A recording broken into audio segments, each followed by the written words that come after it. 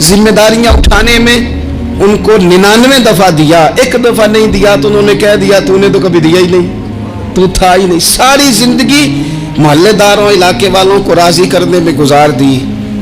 اور میں نے ایسے لوگ بھی دیکھے دین کے لیے وقت گزارا، لیکن جب بڑھاپے میں دانت کام نہ کرتے تھے تو وقت کے مفتیوں کو بھی مسجدوں کی کمیٹیوں نے کہہ دیا اب آپ کی سمجھ نہیں آتی، ہم نے خطیب کو یور رکھنا ہے۔ میں کہتا ہوں کہ جتنے درد سے آپ امیر کو اپنی کہانی سناتے ہیں نا، اور جس طرح آپ کے آنسو بات کرنے سے پہلے گر جاتے ہیں کہ غریب ہیں، بچیاں ہیں، کاروبار میں، او میرے سنگیو، اس سے آدھے آنسو اپنے رب کی بارگاہ میں بکھیرو، اس کے حضور عرض گزار ہو جاؤ، اس سے طلب کرو۔ ایک وقت انسان پر زندگی میں ایسا آتا ہے کہ اسے یوں محسوس ہوتا ہے کہ میرا سایہ بھی ذرا سا پیچھے ہٹ گیا ہے، اسے یوں لگتا ہے کہ میں کسی سہارے پہ ہاتھ ڈالتا ہوں تو وہ بھاگ جاتا ہے مجھ سے۔ لیکن مالک کی بارگاہ ایسی عظیم بارگاہ ہے، رب رسول کے آستانے اتنے بڑے ہیں کہ آپ جب وہاں کشکول طلب دراز کرتے ہیں تو جھولی پھیلانے میں دیر لگتی ہے، ان کو بھرنے میں تو کوئی دیر نہیں لگتی۔ ہم نے اپنا سوچ کا قبلہ ہی دنیا کو بنا لیا ہے۔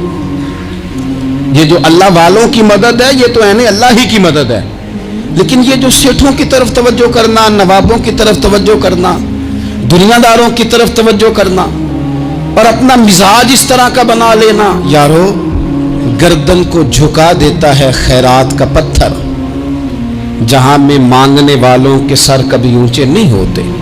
اور اقبال کہتے ہیں غیرت ہے بڑی چیز جہان تگ و دو میں، پہناتی ہے یہ فقر کو تاج سردارا۔ میں عرض کروں گا کہ اپنی آپ جب توجہ کا قبلہ اللہ رسول کو بنائیں گے تو رب فرماتے ہیں وَيَرْزُقْهُ مِنْ حَيْثُ لَا يَحْتَسِبُ، میں نہ تجھے وہاں سے رزق دوں گا جہاں سے کبھی تیرا گمان بھی نہیں کیا ہوگا، یہاں سے بھی مل سکتا ہے، تو نے سوچا بھی نہیں ہوگا۔ بخاری شریف میں حدیث ہے، حضرت جابر ابن عبداللہ فرماتے ہیں نبی پاک صلی اللہ علیہ وسلم نے 300 لوگوں کا ایک لشکر روانہ کیا کسی مہم کے لیے، کسی جہاد کے لیے۔ حضرت ابو عبیدہ بن جراح رضی اللہ تعالیٰ عنہ امیر لشکر تھے۔ فرماتے غربت اتنی زیادہ تھی، بھوک اتنی زیادہ تھی کہ ایک ایک کھجور دن میں ایک وقت کھانے کو ملتی تھی، اور کچھ دن ایسے آئے کہ اب کھجور بھی نہیں مل رہی۔ فرماتے اتنی زیادہ بھوک لگی مجاہدین کو 300 بندہ پتے کھا کے گزارا ہونے لگے، یہ بخاری میں موجود ہے۔ آپ فرماتے کہ دریا کے کنارے ہمارا پڑاؤ تھا، ٹھہراؤ تھا، جب بھوک سے نڈھال ہو گئے نا وَيَرْزُقْهُ مِنْ حَيْثُ لَا يَحْتَسِبُ، اللہ وہاں سے روزی دیتا ہے، گمان بھی نہیں ہوتا۔ فرماتے ایک مچھلی اللہ تعالیٰ نے دریا کے کنارے بھیجی، فرماتے ہیں وہ تھی تو مچھلی پر پہاڑ جتنی تھی۔ بخاری میں لفظ ہیں، حضرت جابر ابن عبداللہ رضی اللہ تعالیٰ عنہ فرماتے ہیں 300 آدمی 18 دن تک اس مچھلی کو کھاتے رہے، مچھلی ختم ہی نہیں ہوئی۔ مچھلیاں نہیں، مچھلی کہتے ہیں 18 دن 300 بندہ کھاتا رہا، مچھلی ختم ہی نہیں ہوئی۔ اور فرماتے ہیں کہ اس کی ہڈی نکال کے، کانٹا کہیں گے آپ اپنی زبان میں، کہتے ہیں وہ نکال کے نا تو اس کو کھڑا کیا نا جب، تو اونٹ کجاوے سمیت اس کے بیچ سے گزر جاتا تھا، 2 اس کے کانٹے جوڑے۔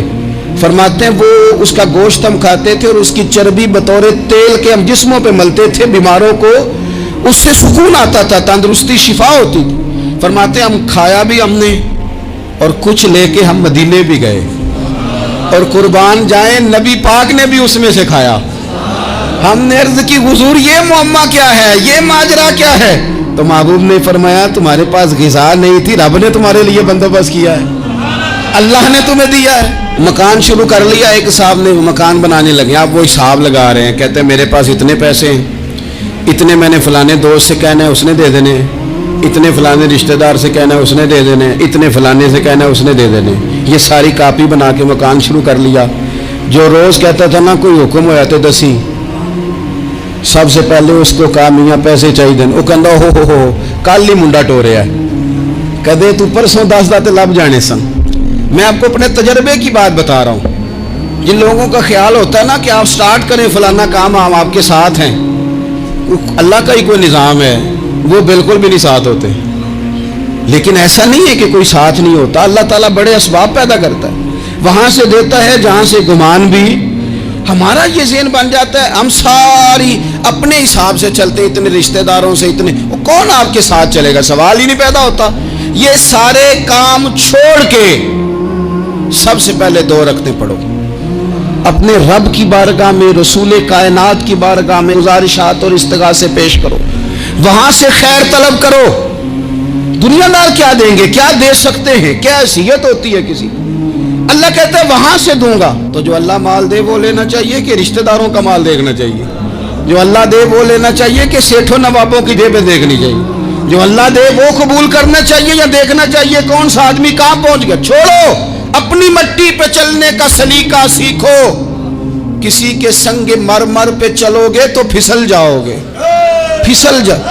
اس پر ایک اور بات عرض کر دوں، صحیح بخاری سے، مسلم سے ایک اور بات. کچھ چیزیں ایسی ہیں جن سے اللہ کی مدد آتی ہے، مدد ملتی ہے.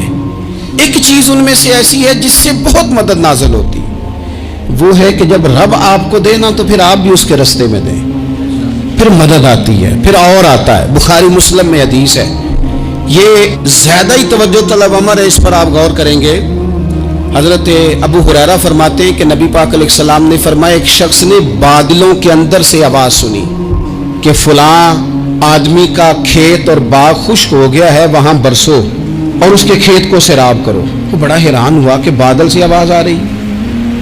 پھر اس نے دیکھا کہ ایک پہاڑی پر بارش ہوئی، وہ بادل وہاں برسا، پھر نالیوں سے ہوتا ہوا پانی ایک طرف چلا. تو جس نے آواز سنی تھی، حضور بیان کر رہے ہیں، وہ بھی پیچھے پیچھے چلا کہ پانی کدھر جا رہا ہے.